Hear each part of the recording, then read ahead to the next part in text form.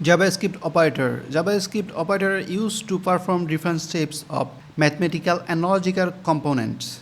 Computation. Example, assigning operator equal assignment value. Assigning operator plus adds value. The multiplication operator multiplies the value. The comparison operator compares the value. JavaScript assignment. The assignment operator equal assign a value to a variable. You can see the assignment operator let x is equal to 10. Here the 10 value is assigning. JavaScript addition. JavaScript additional operator plus add number. Let x is equal to 5, let y is equal to 2, let z is equal to x plus y. That means it will show the result 7. If I click try it yourself, you can see the result is 7.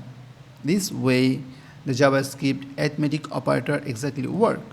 And if we see the next result, JavaScript multiplication, the multiplication operator multiply the numbers.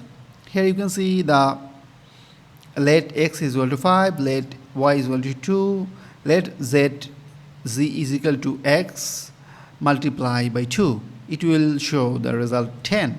You can see the result is 10. This way it will show the result and JavaScript arithmetic operators.